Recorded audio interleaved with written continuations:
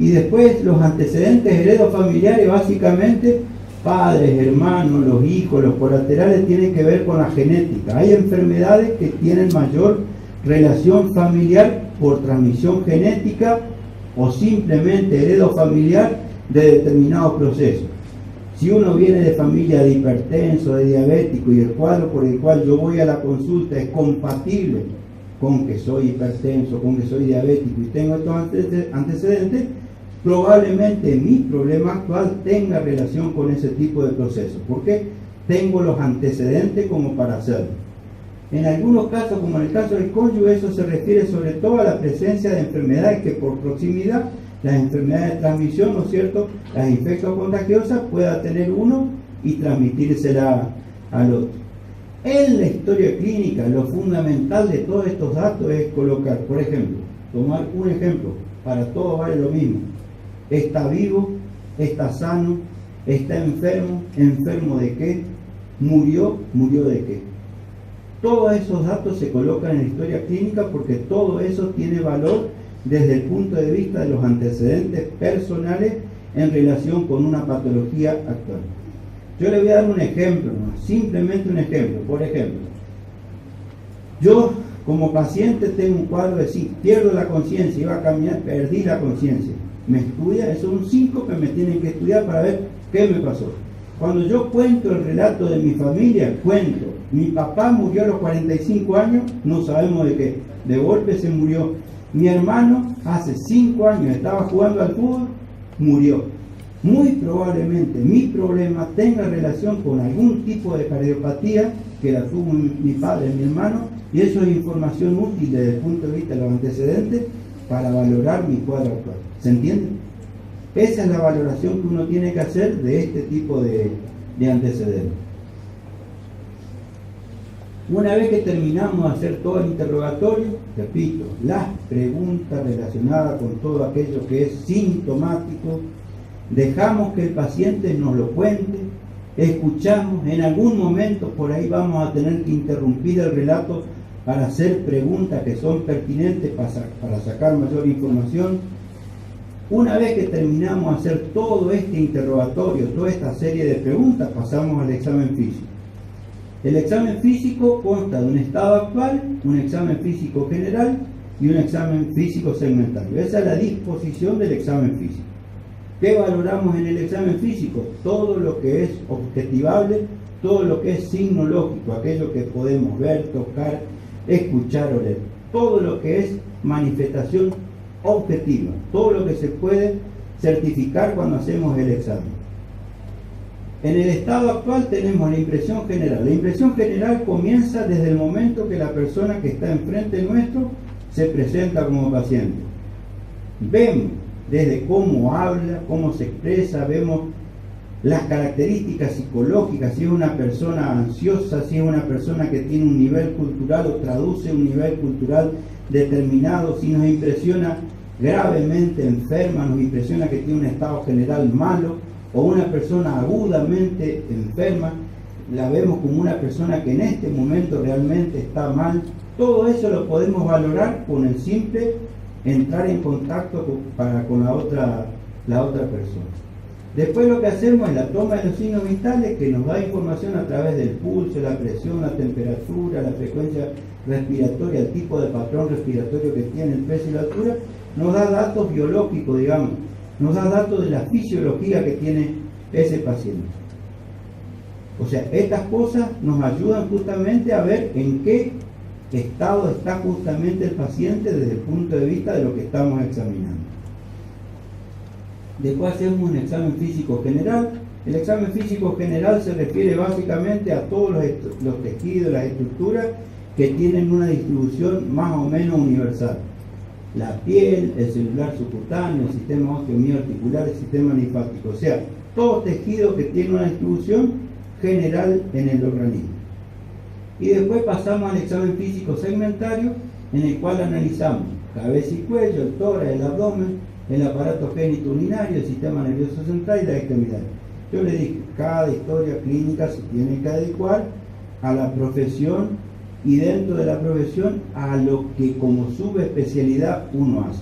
Es poco probable que ustedes como odontólogos hagan el examen del tórax, del abdomen, de estos sistemas. De cualquier manera, se van a enfocar fundamentalmente en el examen de cabeza y cuello. Y dentro de cabeza y cuello van a hacer fundamentalmente el examen extraoral y el intraoral. Pero si hay algo que llame la atención desde el punto de vista del examen general, no desdeñen esa información. A veces ayuda al diagnóstico de la patología por la cual el paciente está frente a ustedes. O sea, si uno sabe valorar en ese examen, aunque no hagan un examen exhaustivo de cada uno de estas partes del organismo, si hay algo que llame la atención en el tórax, en el abdomen, en la circulación, en algo desde el punto de vista de lo que es por fuera de cabeza y cuello, ténganlo en cuenta. Ese es el mensaje que tienen que tener. Cuando terminamos de hacer todos esos dos brazos de la historia clínica, la anamnesis y el examen físico, ya tenemos elementos como para pensar en la probabilidad de un diagnóstico, ver cuál es lo que postulamos como probable patología que tiene el paciente. Hacemos el resumen semiológico, resumimos lo que nos contó el paciente, lo que hallamos en el examen físico, y en base a esos elementos postulamos una hipótesis diagnóstica. Decimos, bueno, en base a todos estos elementos clínicos, mi diagnóstico presuntivo, lo que yo presumo que tiene el paciente, es este diagnóstico. Vamos a hacer los exámenes complementarios, va a depender del tipo de cuadro clínico que tenemos enfrente. Por ahí en algunos casos el examen radiológico nos va a aportar elementos para certificar nuestro diagnóstico o para contrastar con otro tipo de diagnóstico, o cualquiera de estos exámenes para confirmar o descartar nuestro diagnóstico. Cuando tenemos un diagnóstico ya más fehaciente, lo que vamos a postular es un tratamiento. Vamos a proponer un tratamiento para ver cómo cambiamos el curso clínico de la patología que estamos diagnosticando, de lo que nosotros decimos tiene nuestro paciente. En base al cambio del tratamiento que proponemos, tenemos que ver un cambio evolutivo. Si nuestro diagnóstico es correcto, nuestro tratamiento está bien planteado, tiene que cambiar el curso evolutivo de esa enfermedad. Eso es la evolución del proceso que tiene nuestro paciente. Y la epiclisia en la historia clínica es el resultado final del proceso patológico. El paciente se curó, el paciente salió convaleciente del proceso o se murió. Sucumbió, se murió. No hay otra posibilidad desde el punto de vista de las evoluciones de cualquier tipo de patología. Y ese termina ahí nuestra historia clínica. ¿Se entiende? ¿Para qué hacemos la historia clínica? Para hacer el diagnóstico de la patología por la cual el paciente está viniendo a la consulta. No hay un modelo único, universal de historia clínica, pero todas las historias clínicas en cuanto a estructura y a función son similares. Tenemos que primero interrogar, después hacemos el examen físico, vamos a examinar, vamos a postular un diagnóstico, vamos a hacer exámenes complementarios para certificar o tener en cuenta que el proceso es debido a otro tipo de causa, vamos a proponer un tratamiento, vemos la evolución y vemos el resultado final de ese proceso. ¿Sí? Yo le decía, las historias clínicas se tienen que adecuar de acuerdo a el lugar, el ámbito de trabajo de cada profesor.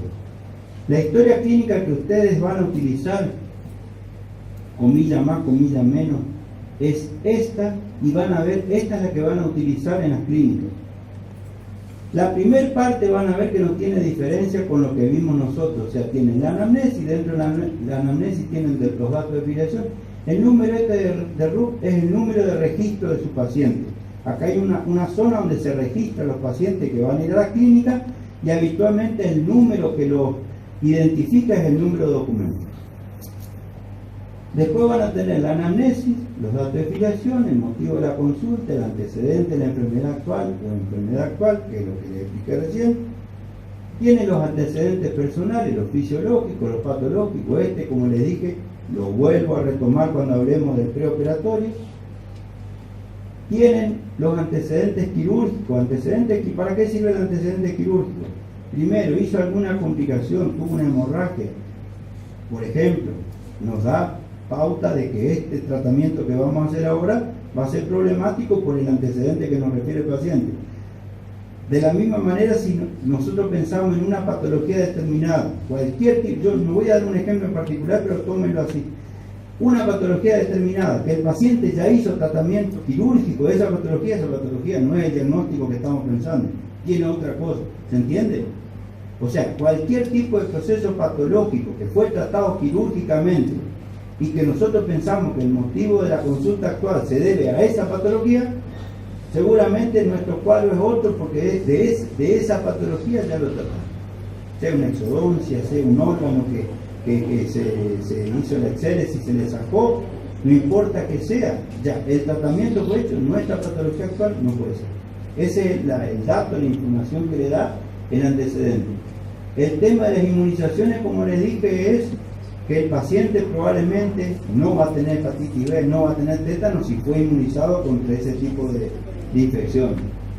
Después tenemos los hábitos tóxicos, los antecedentes de la familiar, y cuando empieza el examen físico, la primera parte es como la que les mostré, la estructura que les mostré, el estado actual que tiene la impresión general y los signos vitales, y después lo que cambia es lo que ustedes seguramente van a utilizar, que es el examen dentro de cabeza y cuello, el examen extraoral y el intraoral.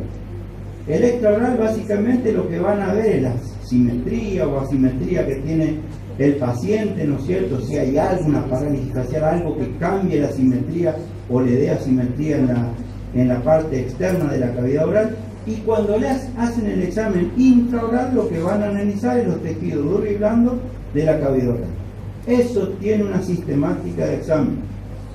Eso en algún momento le vamos a dar el tema como sistemática de examen de la cavidad oral.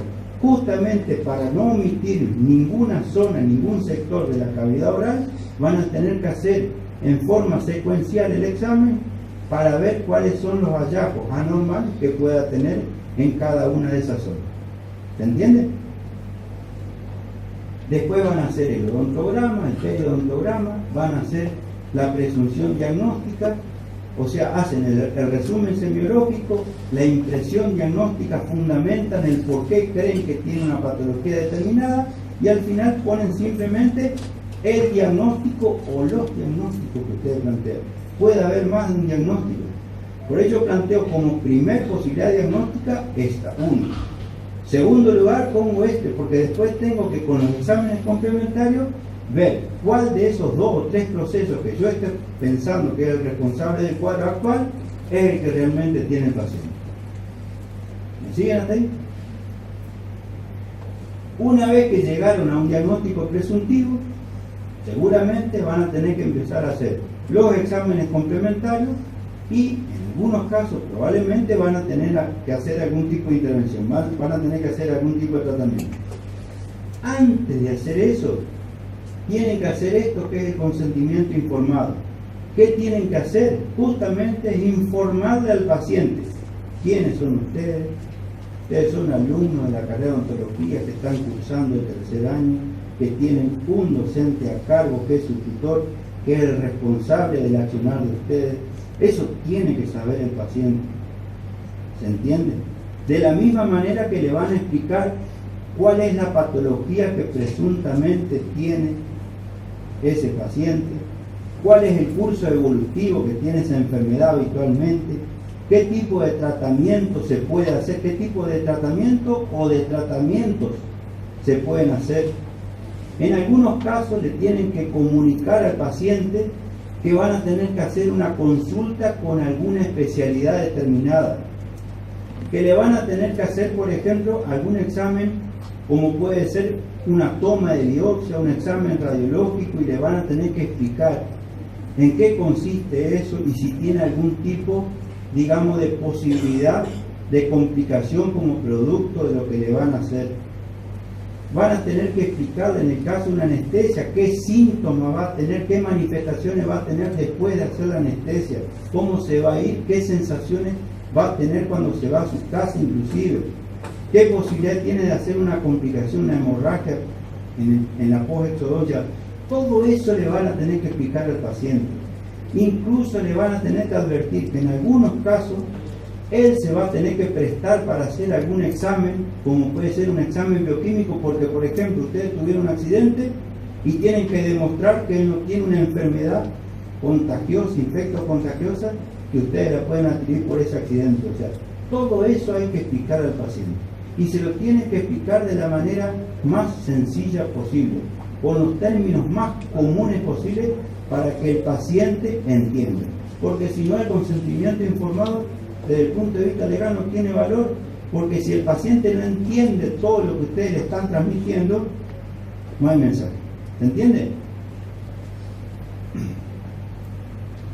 Cuando el paciente le dice, bueno, entendí todo lo que me explicó, estoy dispuesto a hacer el tratamiento, va a firmar el consentimiento de la atención o va a rechazar la atención, pero él dice, no, mire, yo no quiero que me hagan todo eso, no me voy a tratar. O puede que le haya dicho al principio, sí, voy a hacer el tratamiento que ustedes me proponen, y después lo rechaza. Eso es la revocación del consentimiento. Previamente le dijo sí, ahora le digo que no. Me firmó acá el consentimiento, me va a tener que firmar acá que rechaza lo que antes consintió. ¿Se entiende? Después tiene una serie de ítems que son los que vienen del examen complementario. El más común, el radiológico, que van a explicar la técnica radiológica, la descripción de la imagen que obtuvieron, si hicieron algún tipo de estudio por fuera de lo que es el examen radiológico, citológico, patológico, bacteriológico, bioquímico o algún otro tipo de estudio, van a tener que escribir en la historia clínica. Por ejemplo, si es una biopsia, dónde tomaron la muestra, por ejemplo, cuál es el resultado del estudio anatomopatológico de esa toma de biopsia. Todo eso tiene que estar escrito en la historia clínica. Después van a hacer, dentro de lo que es el tratamiento preventivo, todo lo que es enseñarle, educarlo al paciente para que conserve lo que tenga de salud en la cavidad oral. El tratamiento quirúrgico, le van a explicar en qué consiste la técnica anestésica, qué tipo de tratamiento quirúrgico le van a realizar, si es una pieza dentaria, cuál es, por ejemplo. Tratamiento rehabilitador si corresponde, y el tratamiento farmacológico.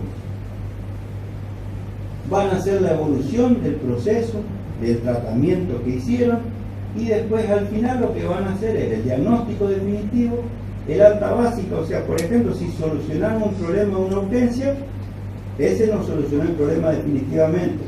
El alta integral es la solución definitiva del cuadro que tuvieron.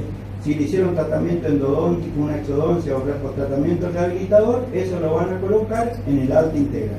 Y después al final, si hay algún tipo de observación que quieran hacer, lo colocan. Ahí termina la historia clínica. Ese es el fin de la historia clínica.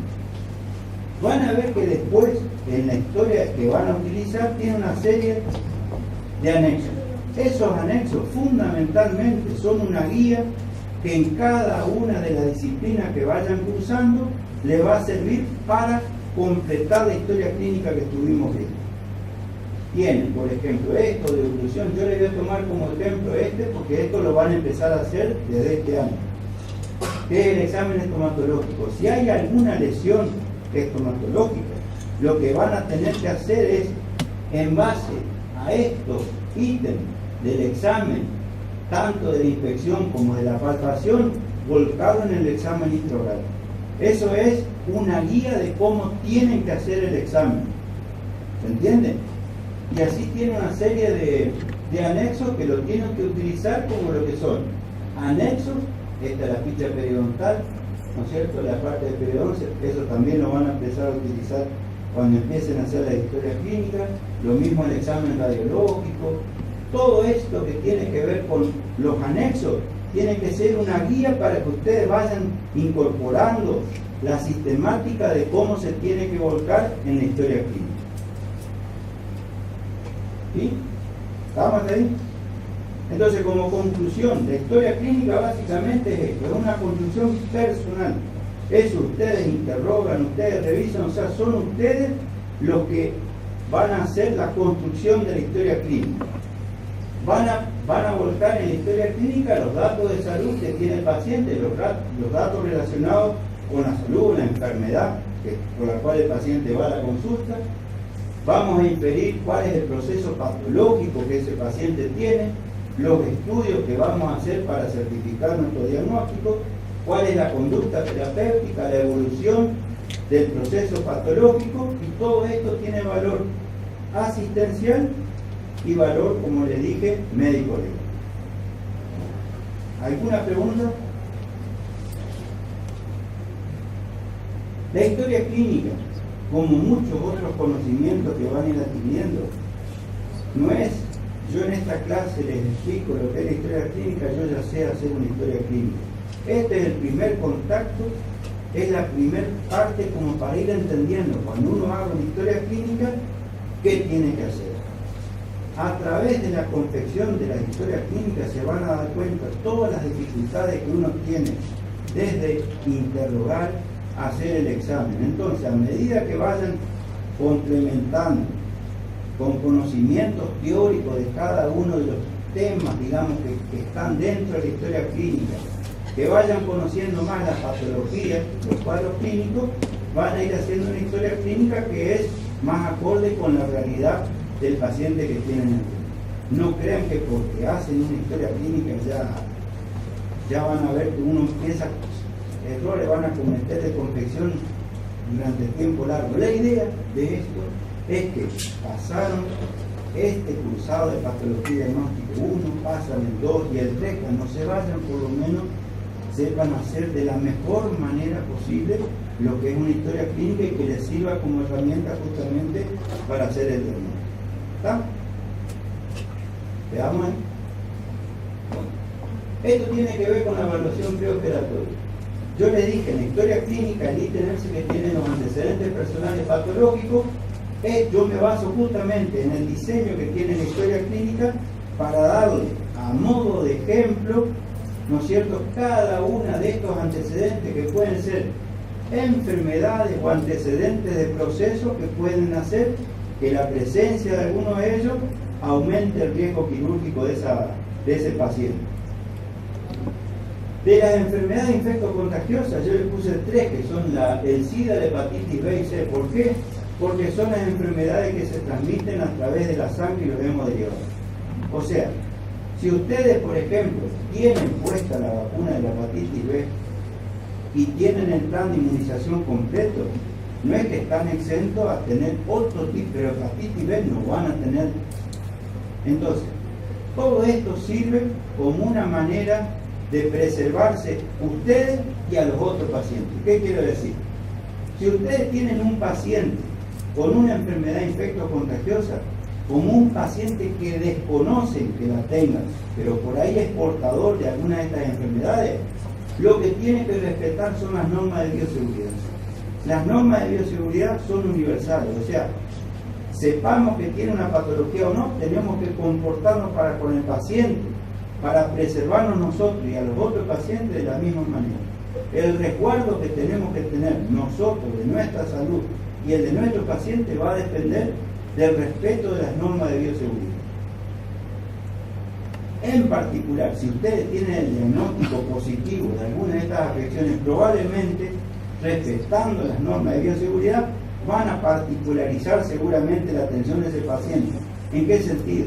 Probablemente el momento del día en el cual lo van a atender va a ser elegido, especial, por ahí lo van a poner al final de toda la consulta, justamente para dedicarle mayor tiempo a ustedes y hacer las cosas más tranquilos para preservarse de tener un accidente, y sobre todo con el material que van a utilizar, ¿no es cierto?, para usarlo al final de la atención, justamente para que no haya probabilidad de hacer una cadena de contacto con otro paciente.